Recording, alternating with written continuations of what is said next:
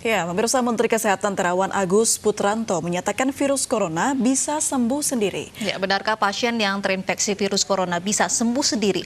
Jika tidak, bagaimana cara menyembuhkannya? Sudah bergabung bersama kami Guru Besar Biokimia dan Biologi Molekuler, Profesor Hairul Anwar Nidom. Selamat siang, Prof. Nidom. Selamat siang, Mbak.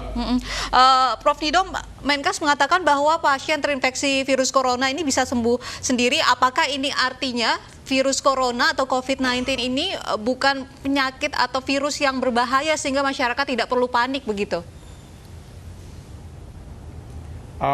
Istilahnya bukan berbahaya, tapi memang virus ini ada dua macam, yaitu virus yang low pathogenic, di mana tempat penempelannya adalah di daerah saluran napas atas. Kemudian yang highly pathogenic, yaitu reseptornya atau penempelannya di daerah paru. Jadi kalau seseorang, dan umumnya sebagian besar 90% lebih, itu adalah virus ini golongan dari low pathogenic. Sehingga reseptornya ada di saluran pernapasan atas. Nah, kalau virus itu berada di saluran napas atas, itu setelah replikasi kemudian seseorang itu batuk atau bersin, maka virus itu sudah terlontar keluar dan orang itu biasanya bisa sembuh sendiri. Yang menjadi masalah adalah tatkala virus ini yang highly pathogenic, di mana titik reseptornya ada di paru-paru. Nah, di paru-paru itu bukan virusnya ini yang merusak paru-paru, tetapi produk yang dipicu oleh virus ini yang menyebabkan terganggunya paru-paru. Sehingga dia mengalami kesulitan di dalam pernapasan, mengambil oksigen dan sebagainya. Sehingga tatkala orang ini ada komplikasi yang lain, maka biasanya lebih fatal. Itu artinya virus ini akan sembuh di pasien yang positif corona dengan sedang ke ringan begitu ya, Dok ya? Kalau highly yang seperti dokter sampaikan tidak mungkin. Artinya yang highly ini harus diidentifikasi di daerah mana saja yang dia highly itu. Dari 30 yang ada sekarang virus yang disimpan oleh Kemenkes ini, berapa persen yang highly dan berapa persen yang low pathogenic. Itulah pentingnya menganalisis dari virus yang sudah diisolasi. Nah, dari situ bisa kita ketahui bahwa bagaimana model penularan, karena itu ditentukan oleh struktur yang di atas, yaitu yang namanya spike, S protein, itu yang menentukan kecepatan virus ini berpindah-pindah dari satu host ke host yang lain. Tatkala dia proteinnya berbeda satu sama lain, maka mode of action-nya, jadi pergerakan dari virus ini bisa berbeda. Nah, ini kadang-kadang kita terlalu menyederhanakan bentuk virus. Dan virus ini perlu dianalisis lebih dalam karena menyangkut masalah kaitan dengan genetik dari host, dari inang. Jadi virus, sekali lagi saya tekankan, bukan hanya untuk kepentingan identifikasi yang berkaitan dengan pasien yang dirawat di rumah sakit, tetapi juga perlu menunjukkan karakter dari virus ini yang berkembang di Indonesia, sehingga kita bisa menentukan berapa lama nanti virus ini berada di Indonesia. Apakah dengan lamanya waktu itu perlu nggak kita menentukan atau membuat atau mendesain sebuah vaksin yang khusus untuk masyarakat Indonesia. Itu mempengaruhi kebijakan dari struktur-struktur virus yang ditemukan. Oleh karena itu perlu ada percepatan untuk analisis virus, bukan identifikasi. Sekali lagi saya tekankan bahwa analisis virus, karakterisasi virus, bukan identifikasi. Kalau identifikasi itu adalah untuk mengetahui positif atau tidak yang berkaitan dengan pasien yang ada di rumah sakit. Gitu.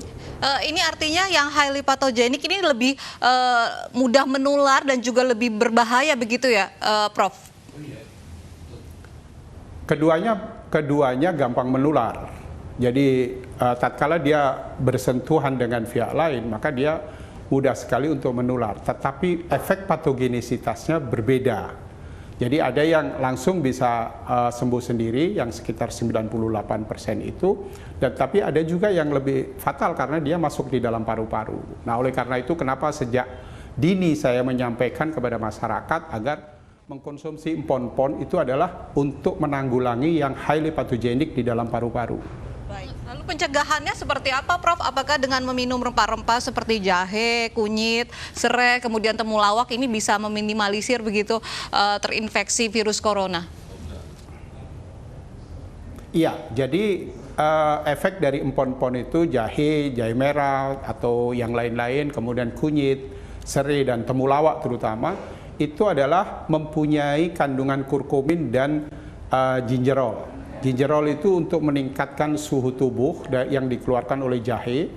Maka komposisi ini bisa mengendalikan produksi sitokin, yang namanya produksi sitokin di dalam paru-paru. Tadi yang disebabkan karena highly pathogenic coronavirus tadi yang menggertak terbentuknya sitokin. Nah, sitokin itulah yang akan merusak sel-sel sehat di paru-paru.